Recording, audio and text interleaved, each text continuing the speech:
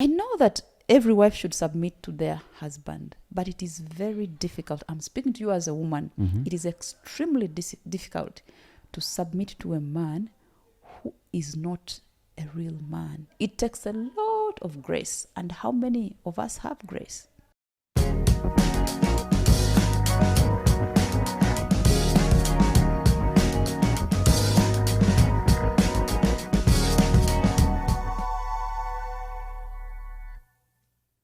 Hello, welcome to yet another episode of Alive with Simon Chris Makanga.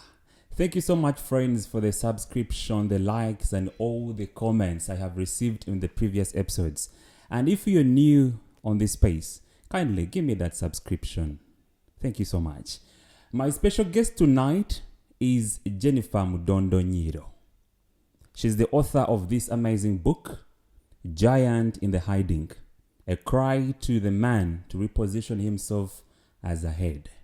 It's a big thing. We are going to talk about men. She's an HR, human resource manager for over 15 years. And she's the founder of M4T, a human resource management firm. Jennifer Mudondo Nyiiro. You're welcome to Live with Simon Chris Makanga. Thank you, Chris, for having me. I'm very glad to be here with you today. I'm sure we're going to have a good conversation about men. Us. No doubt about that. It's an amazing book. Thank you. I see a cry to the man to reposition himself as a head, meaning the man has run away from his godly structured responsibilities to look after his own creation. That's true. And now he has gone into hiding. Yes. Why? Because at the front where we expect to see him, he's not there. There's another person. There's either someone else or no one. And so that was the motivation behind my writing. It's the thing that sparked the need for me to come out and shout about this and raise awareness so that the world knows that something has gone amiss. And I'm hoping that they'll respond by, joining hands with me so that we bring that guy back on the front line. I remember I was there when you're launching this book. That was a year ago. Yes. How are people reacting to this book? I think because the thing I write about is not something I just got from the space above. People are living with these realities. So most of the people I've interacted with agree with me that there is something missing and that a lot of what the troubles that we are going through as society could be attributed to this disappearance. So it's not as if I'm talking about things that people don't see, they see it. Anyone who reads about Giant in Hiding would think that maybe is it your personal story that led you to writing this book? Largely, no. It's not my personal story, but it's a mix of, I said there's a lot of imagination, but imagination that is merged with my observation. So I see things in the communities and I imagine characters playing those things. What example can I give? The one in the book. Okay. So for example, the very sensitive one of money. What does your money go? What does your money do? We do not know, except for very few couples. A man will question what the woman's money does, and the woman will question what the man's money does.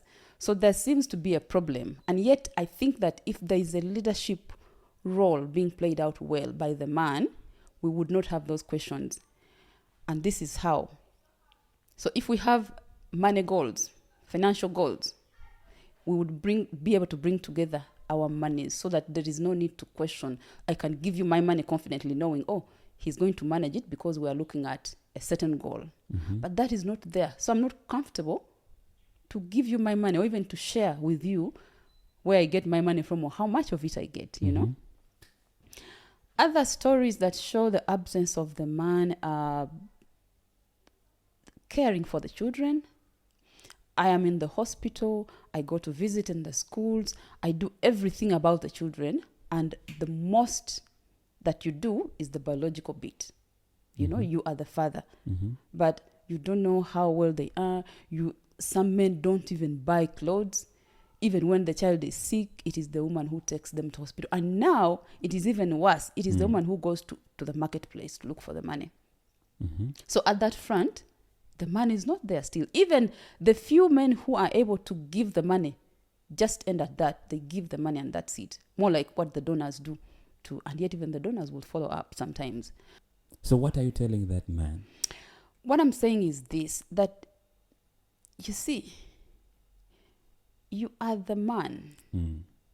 I speak from my own standpoint, but also as a Christian, born-again Christian.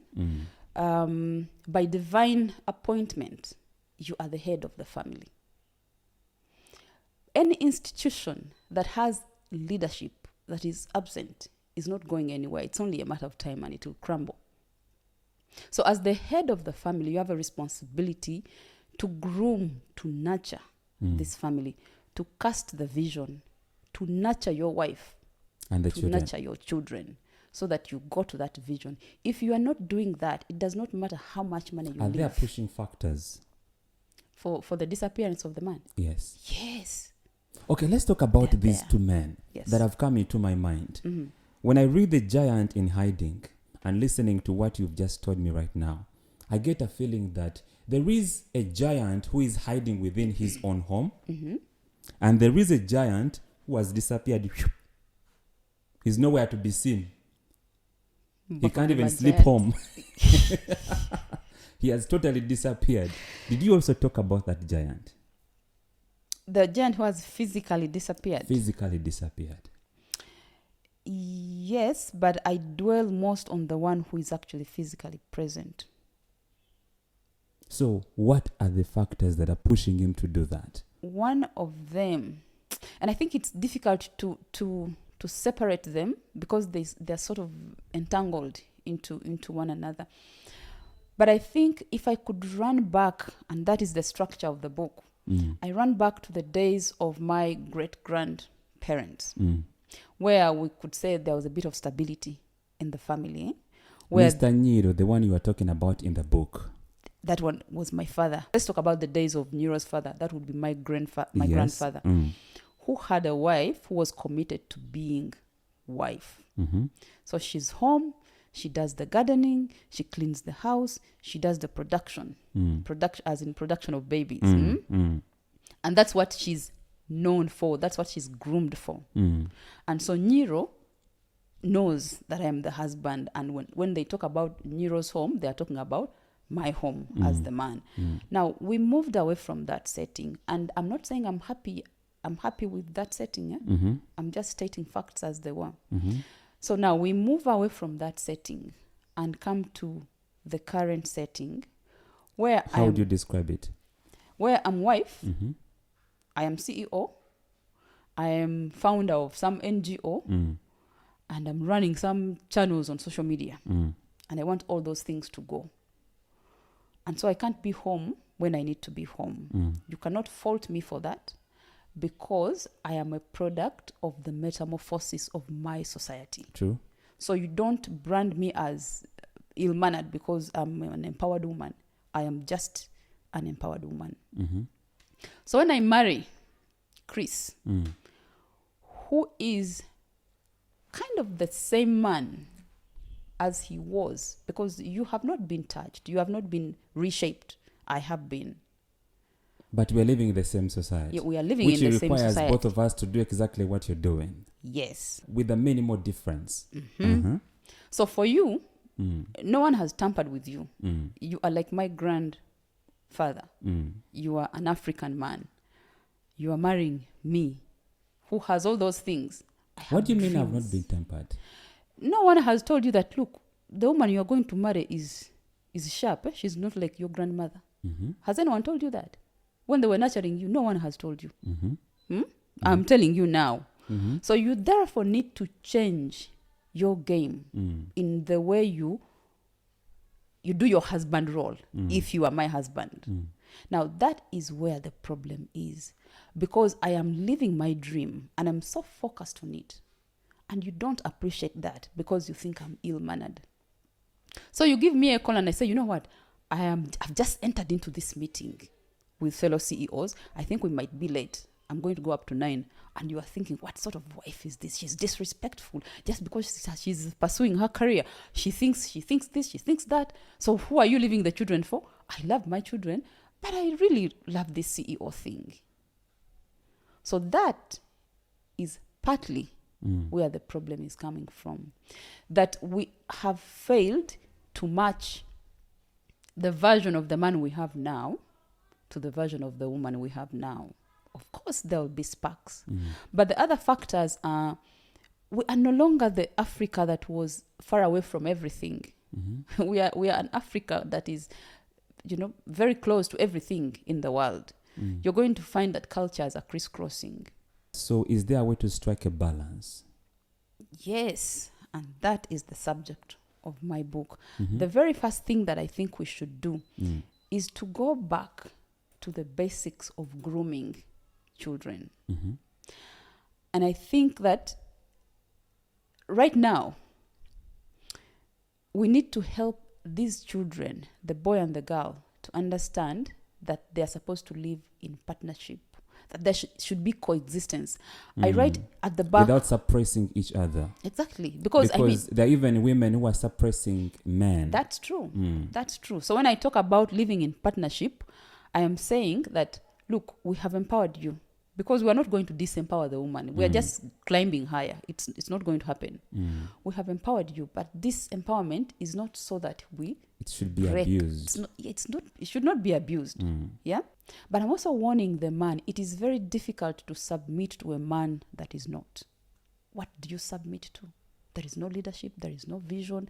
There is no real understanding of what manhood is about, and especially in the context of the family as head. You have no clue what your role is. Share these dreams with me, and let me know how you want me to help you. That's the first thing. Leadership, vision. And what did you tell the woman? Submit. I should be submitting. Maybe, I think it's a mix of yes and no. A woman like you, who you described earlier on. Yes. How would you submit? Okay.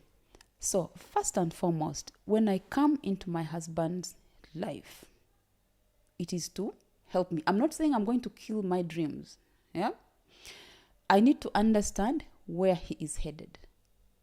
I mean, you are what would you define your career as? I'm a journalist. You're a journalist. So I marry a journalist, and I know they are very passionate about it.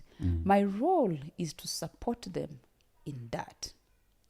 So, for example, if I know that Chris, when he's shooting, what do you call them, news or videos or whatever, most likely might come back at midnight, I should not be disturbed because I know that is the nature of his work. So don't nag him over that. Also, if you have any other kinds of support, even if it's money, give it to him. Get time to understand that this is what he does. Jennifer, I hear you equate with a man to reposition himself as a head. And I remember the day you launched this book. Yes. You invited Honorable Miriam Matembe. Yes. You invited Fat Boy. Yes. You invited Mr. Fajil. Mr. Fajil Monday, yes. I was curious to understand, why did you invite those people? I thought that she would give bits of insight that I probably would not be able to give to the audience. But also because she wrote the foreword of the book and really brought out ideas that I could not have seen. So that is the reason. I think that she's an authority in this area. I invited Mr. Fajil because he's very passionate about documentation and sharing of stories and writing. So I invited him because I mean, that's his field and I could get access to him. Fat Boy. I was told that Fat Boy would be good for seasoning the event because of how sometimes obstinate he sounds. And I didn't want the whole thing to be by cool-headed people. So I needed him to bring that excitement to the audience. And I knew for sure he would be on the other side of the debate. Anyone who reads Giant in the Hiding And if they get to read that it is authored by Jennifer Mudondo Nyiiro, and then they get to realize that you're married, Yes. anyone would think that, okay, is she trying to refer to a husband? Anyone would be curious to understand, including myself. Yes. What is your husband's reaction? Does he feel attacked? In your shoes, I would feel the same. I would think Jennifer surely must be writing about her husband. I can tell you that there are certain bits and pieces that relate with him. But not everything that I write about here is about one man, for crying out loud. There are stories there about my colleagues, people that I have worked with, people that I have met, but I just changed names. And then there are other stories that I invented. But using the facts that I'd found out about society. It's really not about him. And if he has reacted, then it is not to me. Maybe he has reacted elsewhere. Is the book making money for you? Not really that much. You know how it is. You have to do a lot of pushing, but people are buying. I've put it at Aristo, Kampala Road and Acacia. It's at Scripture Union. It's in Angelina Bookshop. It's Mukono Bookshop, Uganda Bookshop. And yes, there is, but it is slower. What comments have you received? Someone read it and said, so there are women who can think like you. And I perceived that it was because at some point in the book, I address women about how we treat our husbands and urge them to be comfortable in your position as the woman. So I think he was coming from that point. And then another person said, do you know what kind of war you are beginning? Are you ready to face the world over these things that you are saying? That's the person who spoke to me shortly before the launch that got me scared. But I'm now okay with it. But by and large, I think people like it. Were you angry when you wrote it? Maybe not angry. Let me tell you what the story of that, the journey of that book. So before I wrote that book, I was writing another one where I was actually not just angry, very angry. And the book, I had given the title Slavery in the Bedroom. Slavery in the bedroom. In the bedroom. Uh-huh. And I was complaining about how, as women, and that was before I even married. So I was just a single university girl. Slavery in the bedroom. In the bedroom. Okay. And I was angry at how women were being treated in marriages, because I'd also seen from outside, you hear this story of how so-and-so slapped his wife, of how this woman was I don't know what, of how the woman caught her husband with another woman and he slapped her for catching him. You know, you could hear all those stories. You're speaking to married people. At that time, I was addressing, I think, generally society, because there are certain scenarios that I put which are not marriage. For example, you are in a traffic jam, you are driving, you are going slowly, and then everyone is hooting, and then the people say, oh, it's a woman. You know, I had put the whole, everything about the insults that are heaped on you because you're a woman. You do a thing and so, oh. Whether married or not. Whether married or not. At that time. And I was angry. And then, just after I had finished my script, my manuscript, I get the conviction that I should not go ahead. I should shred it, because I would be sowing seeds of discord. It's a conviction in my spirit. And it was even before I got born again. So I shredded it. And I did not know that the seed was still there of addressing these issues of men, women, husband, Slavery wife. in the bedroom. Still meditating about that. It was going to be venomous. Do you wish to write again that book? No. This is the calmer version of that book. So how come on this one you're a bit calm? Because I think growing up, I think looking back, I think I was a bit immature. And now I think I am much older. I had interacted with a man up close, my husband, and I also, I think God had brought me to a point of appreciating the factors that are pushing men into hiding. Mm-hmm. And so I speak with compassion, understanding your position as a man.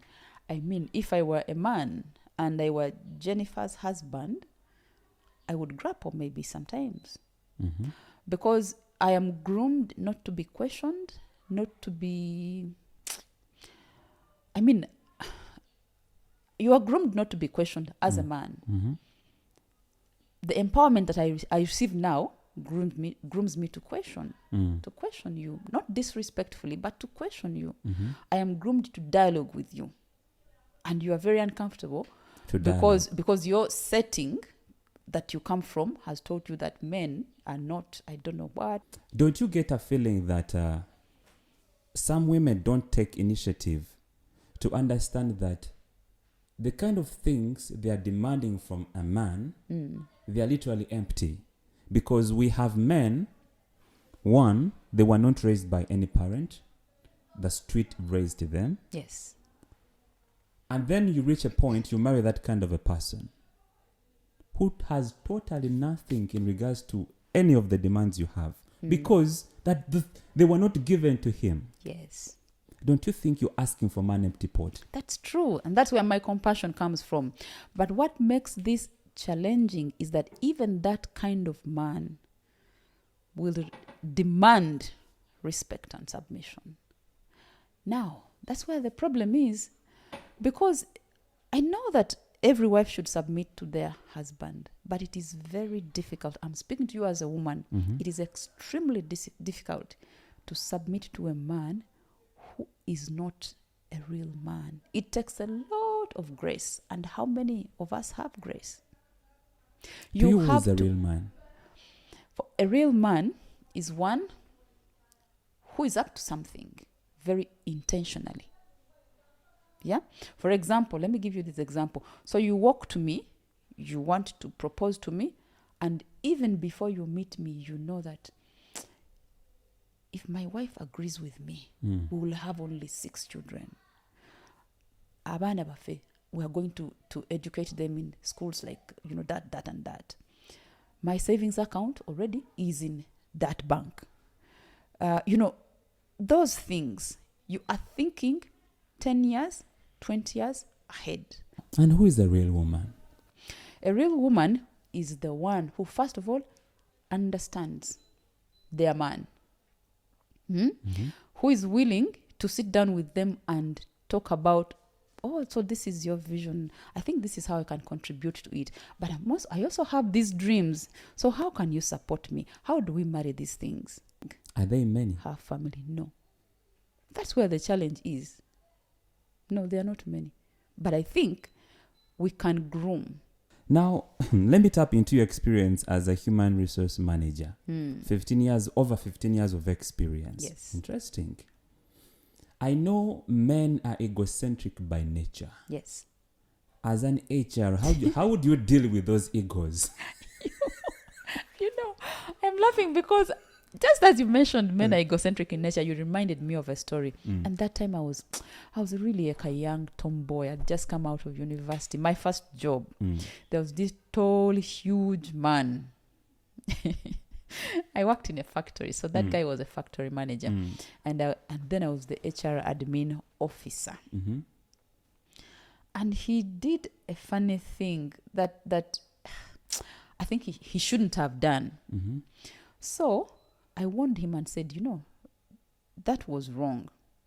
And he took offense. Mm-hmm. And said, how dare she? How can she tell me? I am old enough. I've been in this factory longer than she has been. How can she tell me what to do? Mm-hmm. So, afraid, but firm on the principle, I said, okay, now I'm going to put the warning in writing, because the other warning was verbal. I'm going to put this in writing. So I put it in writing and said, you committed this offense. I warned you verbally. You answered back, you disrespected my office, and so I am writing. I'm documenting these things, a copy to your file, a copy to the general manager, and this is your copy. And I was not in office when he got his letter. So when I came back in the morning, he had torn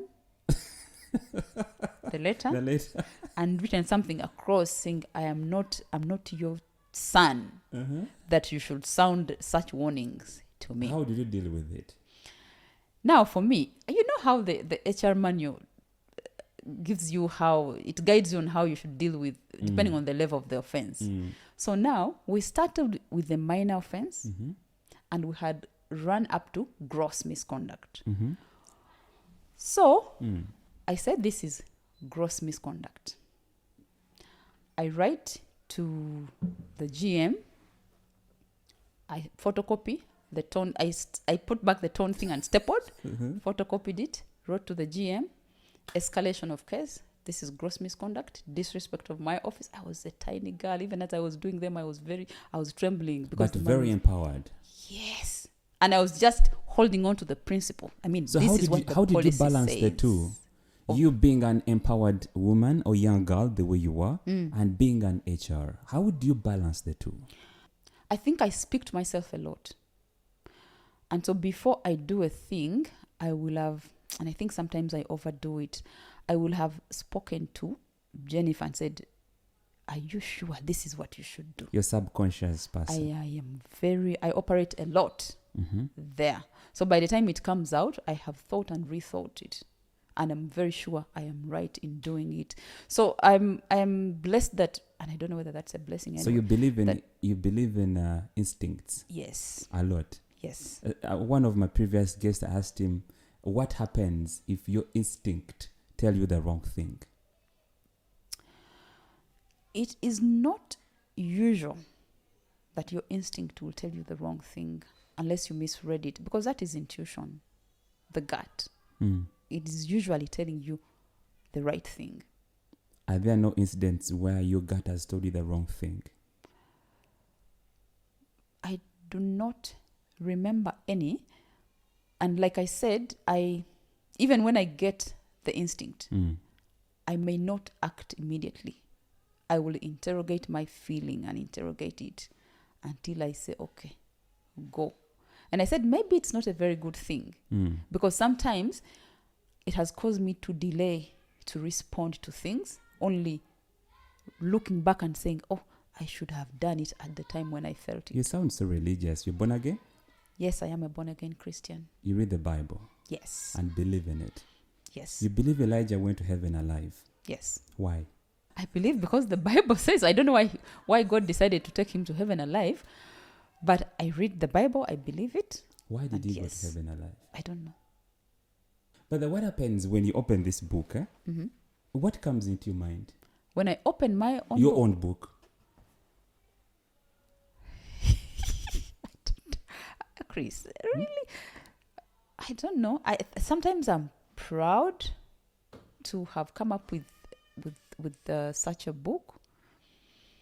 Sometimes I'm a person who stands a lot in the other person's shoes. Sometimes I stand there and go like, but Jennifer, really? You think you are a very good woman? You think? So sometimes I have those, especially because of that subject. Sometimes I think that maybe some men will go like, so you think you know more about manhood than we do. So it's a mixed, feeling. Is there some clip that you trashed or script? There is a monologue where I entered into a man's mind and spoke as him, addressing women. And I had left that out. And the person someone read the book and said, hey, but Jenny, well, this book seems to be skewed in favor of women. And I said, but no, the thing I want to communicate is, I want to be balanced. I said, it doesn't show. So I came up with that monologue in chapter 8. So other than that, no. Who helped you financially? To write the book and print it? No one. My salary. I was supported on the launch, but to write the book and do the copies, it was my salary as an HR person. Wow. Well, we're coming to the end of this podcast. I'm sure there should be a lot to get to know from you. Probably there should be another episode, because I want to know what exactly you're doing. What are you writing any other book? The first one you said you're a bit harsh. This one you're a bit calmer. Do we have something else in brief? I've written a book. It's not about men and women. It's about growth. The other area apart from this that I'm very, very passionate about is personal growth and development. So I've written a book called the U-Turn. The U, Y O U. You are you, anyone. Okay. U, Y O U, turn. Okay. Yeah. So it's a book on growth. Wow. Personal growth. Yeah. Interesting. Now I'd like you to look into this camera and speak some words of wisdom to the men and women. Okay. Okay, so ladies and gentlemen who are watching, the impact as an individual that you have on your immediate family and the community around you is what we will remember you for. As a woman, what do we know you for? How have you impacted your family? What sort of children have you groomed? What does society remember you for? And as a man, how have you nurtured your family? What contribution have you made to society? What is it that is going to make God proud that they created you? When you eventually sign out, check out of this life, what legacy will you have left? I think that you do well to mind these things and shape your life, your decisions, your actions according to that. Wow, interesting. Thank you. I see you have a couple of videos on YouTube. Yes. Tell the people your YouTube channel. Oh, yeah. So this message that I preach on manhood, I preach on YouTube on Jennifer Mudondo Nyiiro. I am on TikTok. I'm on Facebook. I'm on Instagram by the same handle, Jennifer Mudondo Nyiiro. Please visit me, like and share and subscribe. I'll be very glad to receive you. Interesting. Thank you. Well, thank you so much, Jennifer, for passing by. It's been a great conversation, especially about men. And I'm sure men should go and read this book. Yes, there's good content for us. For me, what really caught my attention is the fact that you're saying a cry to the man to reposition himself as a head. Wow, it's a big one. Thank you so much, friends, for being part of this podcast. And please go ahead and subscribe, like, and comment. Until another episode for now, it's a bye-bye.